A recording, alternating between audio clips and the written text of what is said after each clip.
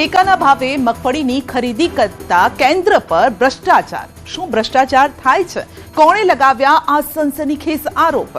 વાત છોટાઉદેપુરમાં કેનાલમાં ભ્રષ્ટાચારના ગાબડાની, જેના કારણે ખેડૂતોના સિંચાઈના સપના પર ફરી વળ્યું પાણી અને દરિયાઈ માર્ગે ડ્રગ્સની હેરાફેરી હવે જૂની વાત થઈ ગઈ। હવે તો રાજ્યમાં જ ધમધમવા લાગી છે નશાની ફેક્ટરી। અમદાવાદ બાદ સુરતમાં પણ પકોડી વેચતા વિક્રેતાઓ પર આરોગ્ય વિભાગની તવાઈ। સામે આવ્યા એવા દ્રશ્યો જે જોઈને તમે પકોડી ખાવાનું છોડી દેશો। આજે બતાવીશું ત્રીજી આંખમાં કેદ ગુનાઓને સાથે વાત કરીશું ઠંડીની। 3 દિવસ પણ સુસવાટા મારતી ઠંડી આપને ધ્રુજાવી દેશે। અમરેલીમાં મગફળીની ચોરી। જી હા, સરકારે ટેકાના ભાવે ખરીદેલી મગફળીની ગુણીમાંથી ઉચાપત કરાતી હોવાનો આરોપ કોંગ્રેસના નેતા મનહર પટેલે લગાવતા મામલાએ તૂલ પકડ્યો। બગસરામાં મગફળી ખરીદીનો વિવાદ। મગફળીની ગુણીઓમાંથી ચોરીનો આરોપ। બગસરામાં ટેકાના ભાવે ખરીદાતી મગફળીના અંદર જે સ્ટોક જે મગફળી ગુણીમાં ભરતી હોય છે એના કરતા વધુ ભરતીથી ખરીદી કરે છે। એ ખરીદી કરેલી મગફળી ખાલી કરતા કરતા એક ભાઈ જોવા મળે છે રાત્રે। એ બારબારી વગે વગે કરવાના ટેમ્પા અંદર આવે છે। આ આરોપ લગાવી અને સીસીટીવી બતાવી કોંગ્રેસ નેતાએ વિવાદનો મતપૂળો ચંચેડી દીધો છે। અમરેલી જિલ્લાના બગસરામાં ટેકાના ભાવે મગફળીની ખરીદીમાં કટકી કરી ખિસ્સા ભરાતા હોવાના આરોપ લાગ્યા છે। બગસરા માર્કેટિંગ યાર્ડમાં જણસીઓની પુષ્કળ આવકના કારણે મગફળીની ટેકાના ભાવે ખરીદી માટે જેતપુર રોડ પર વ્યવસ્થા કરવામાં આવી છે। અહીં મંડળી દ્વારા ખેડૂતોની મગફળી સ્વીકારવામાં આવે છે, પરંતુ વિવાદ ત્યારે શરૂ થયો જ્યારે એક ખાનગી સીસીટીવી ફૂટેજ વાયરલ થયા।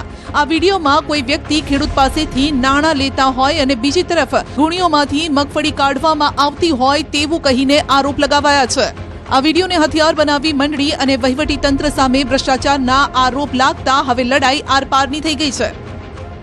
ખરીદનાર એજન્સી ખેડૂતની મગફળી સારી નથી અને ગુણવત્તા બરાબર નથી એના ઓઠા નીચે 5000 રૂપિયા એક ખેડૂતના એ એજન્સીવાળા લે છે। જો 5000 રૂપિયા આપે તો મગફળીની બહુ રૂડી રૂપાળી, 5000 રૂપિયા ન આપે તો એની ગુણવત્તા સારી નહીં। આવા અનેક પ્રશ્નથી અન્નદાતાઓ પરેશાન છે। કોઈ હાથ ઝાલે નથી। દેખાડે છે કે બોરીની અંદર માલ કાઢે છે, મગફળી કાઢે છે। હવે મારે પર ડે 6000 થી 7000 બોરીનું ચોખાઈ છે, ત્યારે 6000 થી 7000 બોરીની અંદર માલ કાઢવા માટે 200 ગ્રામ કાઢવા માટે મારે 500 માણસ મૂકું ને તો એ બોરીનો માલ કાઢી ન શકે। એક બે ખેડૂતના માલ એવા હોય છે કે જે મગફળીની ક્વોલિટી સારી હોય છે, પણ એ માલ 39 નંબર હોવાથી એ ઉભારો લેતો હોય છે। ઉભારો લે એટલે એ લોકો ઝડપથી સિલાઈ કામ પતે એટલા માટે એ નીચે તોડી નાખે અને સિલાઈ થઈ જાય એટલી જગ્યા એને હોવી જોઈએ, એટલે ઈ માલ નીચે નાખી દે। સવારે અમે જોઈ તો ચકનાચૂર થઈ ગયો હોય માલ। મંડળીના ચેરમેન ભાવનાબેને કહ્યું છે કે મંડળીની પ્રતિષ્ઠા ખરડવા અને રાજકીય હેતુ સાધવા માટે આ પ્રકારનું કાવતરું ઘડાયું છે। જે વિડીયોમાં મગફળી કાઢતા દેખાય છે તે અમુક ગુણીઓમાં સિલાઈ કરવા માટે મગફળી કાઢવી પડતી હોય છે, અને રહી વાત રૂપિયાની તો અમુક ખપારીની રકમ આપલે થતી હોય છે, પરંતુ જે રીતે પૈસા લેવાની વાત રજૂ કરાય છે તે પણ ખોટી છે। આમ આરોપ પ્રત્યારોપની વચ્ચે સમગ્ર વિવાદની સત્યતા તપાસવા માટે અમારી ટીમ સીધી તે સ્થળે પહોંચી જ્યાં મગફળીની ખરીદી ચાલતી હતી। ત્યાં હાજર ખેડૂતો સાથે અમે સીધી વાત કરી ત્યારે ચિત્ર કંઈક અલગ જ જોવા મળ્યું। ખેડૂતોએ આક્ષેપોને તદ્દન પાયા વિહોણા ગણાવ્યા। સુવિધાઓથી ખેડૂતો સંતુષ્ટ જણાયા। સોશિયલ મીડિયામાં વિડીયો વાયરલ થયો છે એ હાવ ખોટો જ છે। એના માટે કોઈ મંડળીની કઈ તકલીફ નથી, બધાને વ્યવસ્થિત રીતે જોખી લે। મગફળીના મેસેજ આવ્યા પછી અમે 15 દિવસની અંદર ગમે ત્યારે લઈને આવી છીએ તો અમારી મગફળી વ્યવસ્થિત રીતે જોખાઈ જાય છે। એ તો અફવા છે, એવું કઈ છે નહીં। અમે હું 8 થી 10 વાર આવ્યો, મારી મગફળી વ્યવસ્થિત રીતે જોખાઈ ગઈ છે।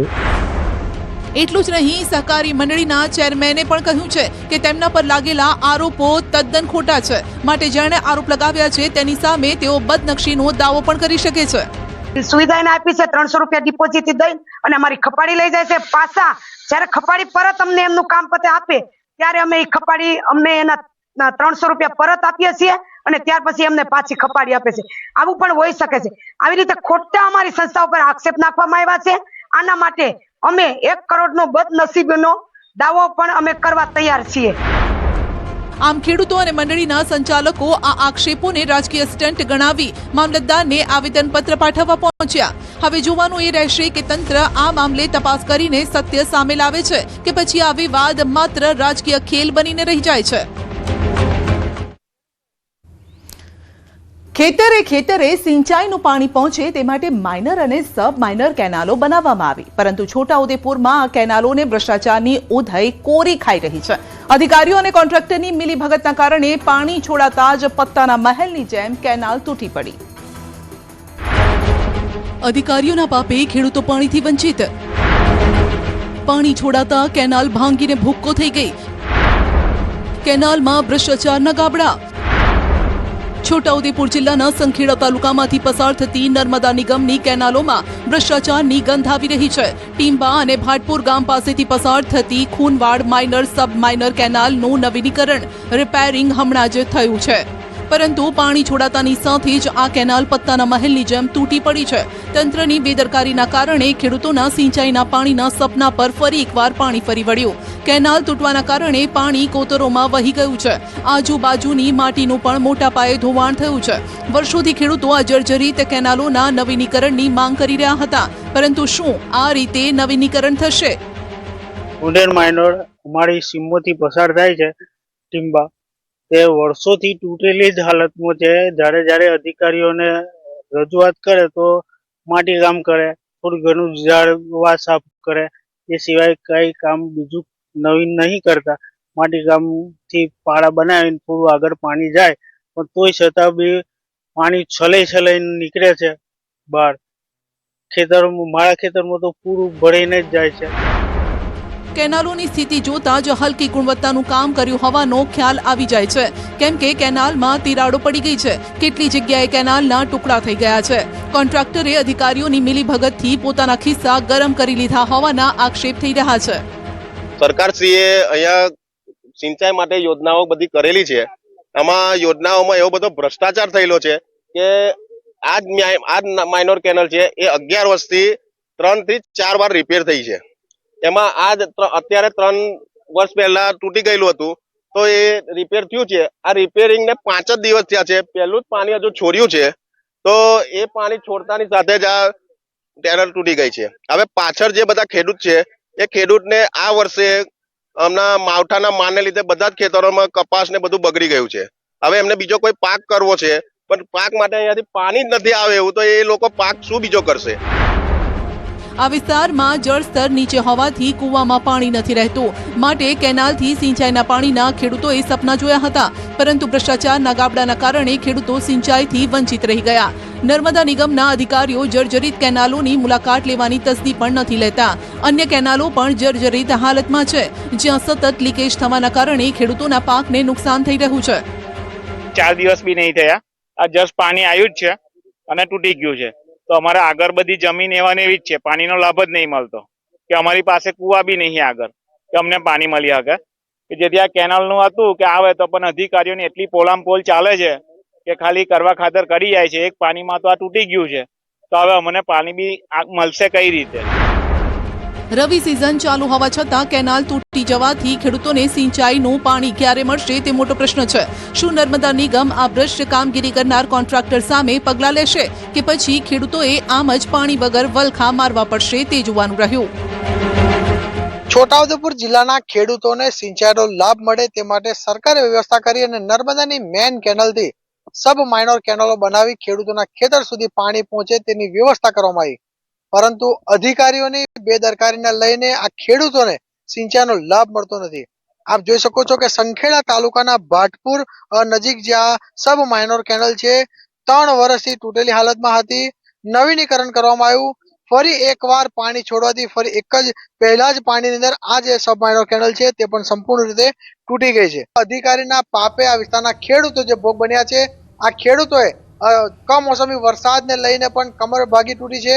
હવે જ્યારે આ કોન્ટ્રાક્ટરની બેદરકારી, અધિકારીની બેદરકારીને લઈને ફરી એકવાર આ વિસ્તારના ખેડૂતોને ભોગ બનવાનો વારો આવ્યો છે.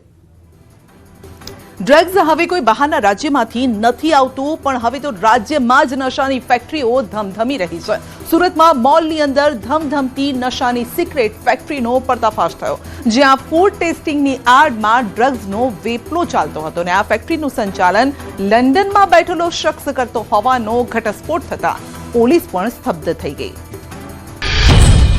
મોલની અંદર ડ્રગ્સની સિક્રેટ ફેક્ટરી, ફૂડ ટેસ્ટિંગની આડમાં નશાનો વેપલો, લંડનથી ચાલતું હતું ડ્રગ્સ રેકેટ.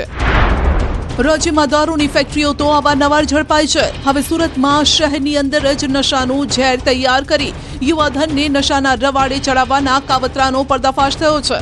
તે પણ એવી જગ્યાએ જ્યાં લોકોની અવરજવર તો હોય, પરંતુ કોઈને સપને ખ્યાલ ન આવે કે અહીં નશાનું ઝેર તૈયાર થઈ રહ્યું છે.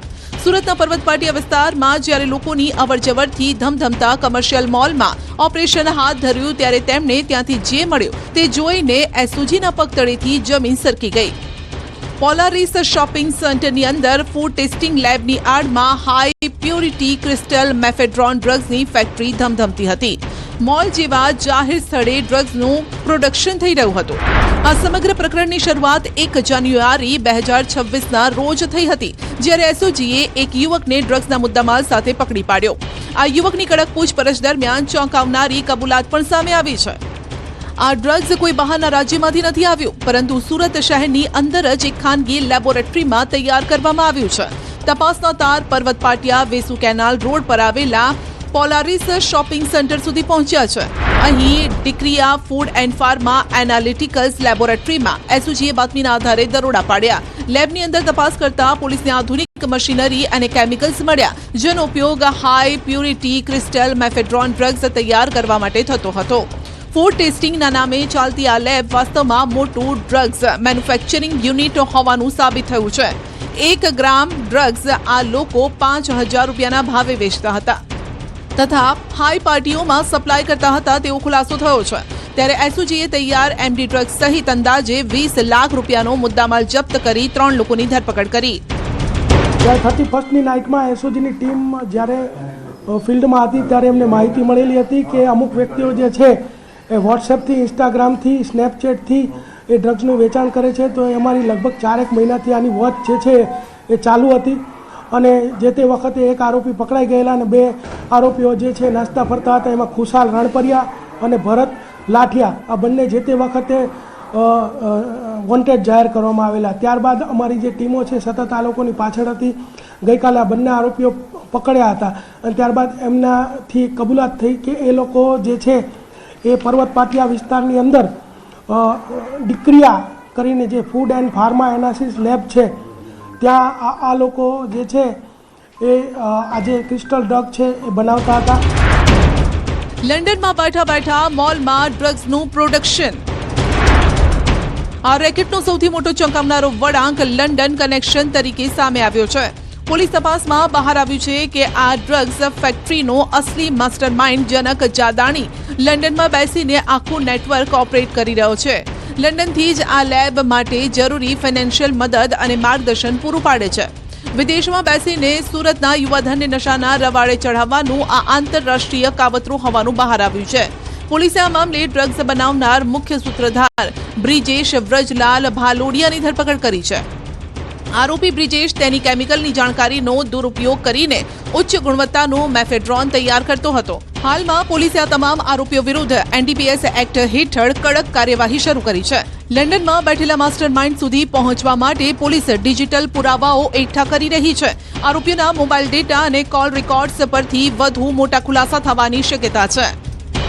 આ બધા એક જ કોલેજના વિદ્યાર્થીઓ હતા અને એક જે છે જનક જાગાણી એ તો જ્યાં લંડનમાં રહે છે અને તે જ માસ્ટર માઇન્ડ છે ને એ અહીંયા તમામને ગાઈડ કરતો હતો કે તમે આ રીતે બનાવો.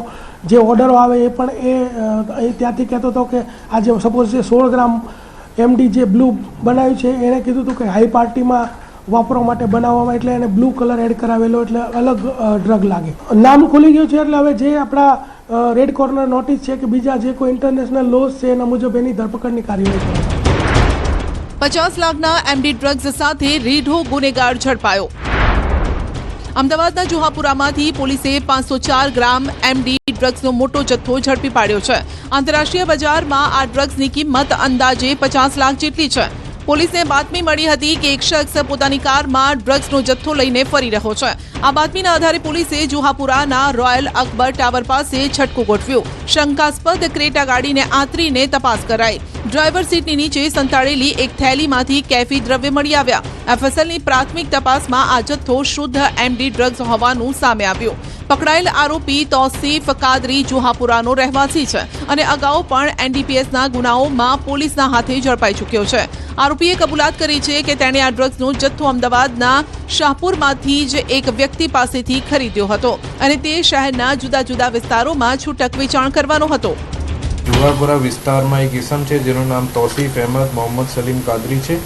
એ એમડી ડ્રગ્સના વેચાણ માટે જુહાપુરામાં આવ્યા છે અને એ બાતમી આધારે એક રેડિંગ પાર્ટી આપણે ઓર્ગેનાઇઝ કરી હતી અને આ રેડિંગ પાર્ટી સરકારી પંચો રૂબરૂ એક ક્રેટા ગાડી જો જુહાપુરા રોયલ અકબર ટાવર પાછળ ગેબન શાહની પીર દરગાહ પાસે હતી એમાં એક રેડ કરી હતી અને એ ક્રેટા ગાડીની ઝડપી દરમિયાન એમાં 504 ગ્રામ 310 મિલીગ્રામ જેટલા એમડી ડ્રગ્સ જેની માર્કેટ કિંમત 50,43,100 રૂપિયા છે એ મળ્યા હતા. રાજ્યમાં દારૂની જેમ હવે ડ્રગ્સનો પણ મોટા પ્રમાણમાં જથ્થો પકડાઈ રહ્યો છે. ગુજરાતમાં દરિયાઈ માર્ગે ડ્રગ્સની હેરાફેરીનો મોટો જથ્થો કેટલી વાર પકડાયો છે, પરંતુ હવે તો ડ્રગ્સની હેરાફેરીનો હબ ગણાતા ગુજરાતમાં જ ડ્રગ્સની ફેક્ટરીઓ ધમધમી રહી છે. રાજ્યમાં યુવાધનને ડ્રગ્સના રવાડે ચડાવી બરબાદ કરવામાં આવી રહ્યા છે. જો તમે પણ રસ્તા પર મળતી ચટાકેદાર પાણીપુરી ખાવાના શોખીન હોવ તો આ સમાચાર જોઈને કદાચ તમારો સ્વાદ કડવો થઈ જશે. સુરતમાં પાણી વિક્રેતાના દરોડા અને જે દ્રશ્યો સામે આવ્યા છે તે જોઈને જિંદગીભર તમે પાણીપુરી ખાવાનું નહીં વિચારો. સડેલા બટાટામાંથી બનતો પાણીપુરીનો મસાલો, પૂરી તળવા માટે ડામર જેવું કાળું તેલ, ગંદા કપડામાં લપેટાયેલો પૂરીનો માવો. શું તમે આવી પાણીપુરી તો નથી ખાતા ને? પાણીપુરીનો ચટાકો મારતા પહેલા સાવધાન. અમદાવાદ બાદ સુરતમાં જ્યારે પાણીપુરી વિક્રેતાઓને ત્યાં આરોગ્ય વિભાગની ટીમે ચેકિંગ હાથ ધર્યું તો જે દ્રશ્યો જોવા મળ્યા તે પાણીપુરીના શોખીનો માટે શોકિંગ હતા. અહીં પાણીપુરી અને આલુપુરીના નામે જાણે કે ઝેરનું કારખાનું ધમધમી રહ્યું હોય તેમ જોવા મળ્યું. આરોગ્ય વિભાગની ટીમ પાંડેસરા વિસ્તારમાં જ્યારે પહોંચી ત્યારે ત્યાંનું દ્રશ્ય ભયાનક હતું. પાણીપુરીના શોખીન સુરતીઓ પાણીપુરીના નામે આ ગંદકી ખાઈ રહ્યા હતા. જુઓ, કચરા પેટીમાં ફેંકાઈ રહેલા આ સડેલા બટાકા સુરતીઓના પેટમાં જતા રહ્યા હતા. ગંદા કપડામાં લપેટાયેલો આ માવો સુરતીઓના સ્વાસ્થ્ય માટે જોખમી હતો. વારંવાર ગરમ કરવાથી ડામર જેવું કાળું પડી ગયેલું ઝેરી તેલ જે બીમારીનું ઘર હતું. આ અખાદ્ય જથ્થાનો જો નાશ કરવામાં ન આવ્યો હોત તો કેટલાય સુરતીઓના પેટ સુધી પહોંચી ગયું હોત, કેમ કે આ સામગ્રી અહીંથી આખા સુરતમાં સપ્લાય થતી હતી. અમારા સંવાદદાતા કીર્તેશ પટેલે જ્યારે અહીં રિયાલિટી ચેક કર્યું તો ખબર પડી કે ગંદકીના સામ્રાજ્ય વચ્ચે ગંદકીથી ખદબદતા પાણીમાં પાણીપુરી બને છે.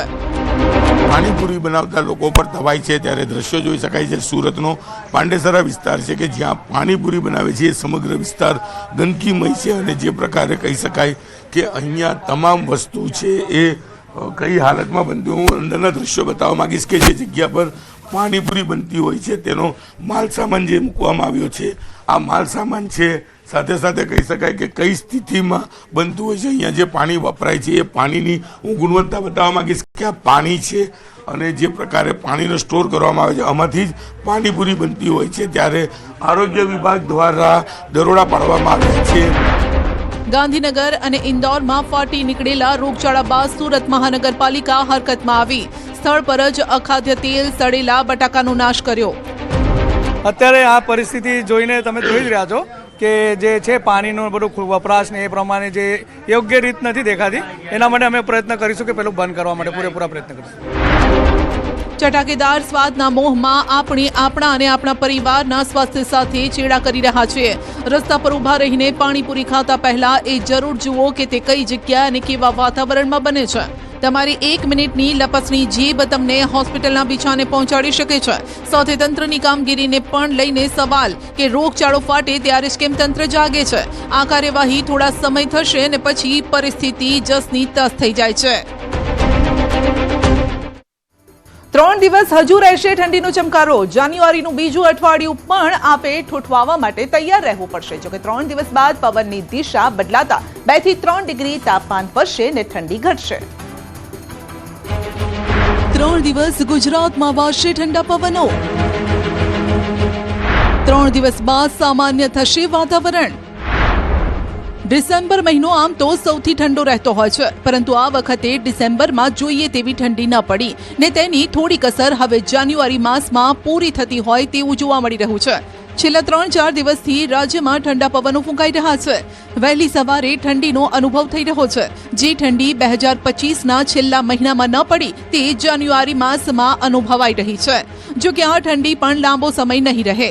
રાજ્યમાં હાલ ઉત્તર પૂર્વના પવન ફૂંકાઈ રહ્યા છે. ત્યારે હવામાન વિભાગે ઠંડીને લઈને આગાહી કરી છે કે આગામી 3 દિવસ રાજ્યમાં ઠંડીનું જોર રહેશે. ઠંડીના ચમકારા વચ્ચે સૌથી ઓછું તાપમાન નલિયામાં 9 ડિગ્રી નોંધાયું. तो आ वखते अमरेलीનું तापमान पर नलियानी लगोलग એટલે કે 9 डिग्री રહ્યું. 7 दिन के लिए 7 से लेकर 13 जनवरी इसमें मौसम आमतौर पर शुष्क रहने का पूर्वानुमान है और जो लघुत्तम तापमान है इसमें अगले 3 दिन कोई बड़ा बदलाव नहीं रहेगा. उसके आगे फिर धीरे धीरे टेम्परेचर 2 से 3 डिग्री सेंटीग्रेड टेम्परेचर बढ़ने का पूर्वानुमान दिया गया है. जो कि 3 દિવસ બાદ ઠંડી ઓછી થવાની અને તાપમાન 3 ડિગ્રી વધવાની હવામાન વિભાગે આગાહી કરી છે. આ સાથે જ ઉત્તરના વિસ્તારોમાં પણ હાલ ઠંડીમાં લોકો ઠૂંઠવાઈ રહ્યા છે. સવારે ધુમ્મસની ચાદર છવાઈ જાય છે. જમ્મુ કાશ્મીર તો થીજી ગયું છે. પર્વતો પર સફેદ આક્રમણ. જમ્મુ કાશ્મીરમાં છેલ્લા કેટલાય દિવસોથી સતત બરફવર્ષા થઈ રહી છે. ત્યારે હવે લાંબી રાહ બાદ શોપિયા જિલ્લામાં પણ આખરે હિમવર્ષા થઈ. લાંબા અને સામાન્ય રીતે શુષ્ક ઋતુ પછી શિયાળો ફક્ત પર્વતો પર જ નહીં પરંતુ મેદાનોમાં પણ પાછો ફર્યો છે. લોકો માટે ખૂબ જ જરૂરી રાહત અને આનંદ અને નવી શરૂઆતનો અહેસાસ પણ થઈ રહ્યો છે. જે આ ક્ષણની લોકો આતુરતાથી રાહ જોઈ રહ્યા હતા. રસ્તા પર જામ્યો બરફ. જમ્મુ કાશ્મીરમાં ફરી હવામાનમાં બદલાવ આવ્યો છે અને હિમવર્ષા શરૂ થઈ છે. કોકરનાગ અને અનંતનાગના ઉપરના ભાગોમાં બરફવર્ષા થઈ છે. વાલુ, ડાકસુમ અને અન્ય વિસ્તારોમાં પણ હિમવર્ષા ચાલુ છે. રોડ પર પાર્ક કરેલી ગાડી પર બરફના થર જામેલા જોઈ શકાય છે. રોડ પર રસ્તા પર બરફ પથરાઈ ગયો છે. રસ્તાઓ કરવા પડ્યા બંધ.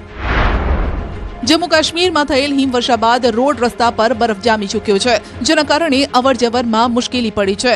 મુઘલ રોડ પર પીર કી ગલી ખાતે બીઆરઓ દ્વારા બરફ હટાવવાનું કામ શરૂ કરાયું છે. પૂંછમાં ઊંચાઈવાળા પીર કી ગલી પાસ પર તાજી હિમવર્ષા બાદ ઐતિહાસિક મુઘલ રોડ બંધ થઈ ગયો. બરફ સાફ કરવા માટે ટ્રાફિક પુનઃસ્થાપિત કરવા માટે બીઆરઓ ટીમ તહેનાત કરાઈ. જ્યારે કે મુસાફરોને સલાહ અપાઈ છે કે જ્યાં સુધી રસ્તા પરથી બરફ ન હટે અને રસ્તો સુરક્ષિત જાહેર ન કરાય ત્યાં સુધી તેઓ મુસાફરી કરવાનું ટાળે. પહલગામમાં ઠંડીએ ધ્રુજાવી દીધા.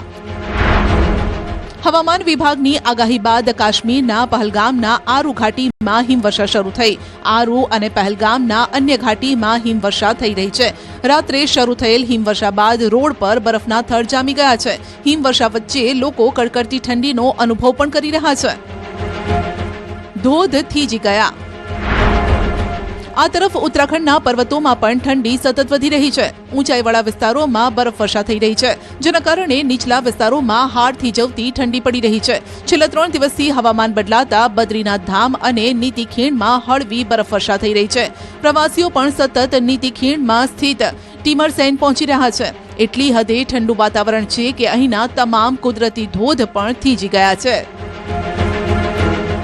નદીઓ બની ગઈ બરફ. ડિસેમ્બર વીતી ગયો અને જાન્યુઆરી શરૂ થયો, પરંતુ ગંગોત્રી ધામમાં હજુ સુધી બરફ ન પડ્યો. આમ છતાં પણ નાની અને મોટી નદીઓ જે હંમેશા પાણીથી ભરેલી રહે છે સંપૂર્ણપણે થીજી ગઈ છે. તીવ્ર ઠંડીના કારણે હિમના જાડા સ્તર બની ગયા છે. ગંગોત્રીમાં તાપમાન -0 થી -12 ડિગ્રી સેલ્સિયસ સુધી પહોંચી ગયું છે. સૌથી મોટી સમસ્યા ધામમાં થઈ રહી છે, જ્યાં પીવાના પાણીની લાઇનમાં પણ પાણી જામી ગયું છે. ધામમાં વધતી જતી ઠંડીની લહેર અને ફરજને પડકાર બનાવી રહી છે.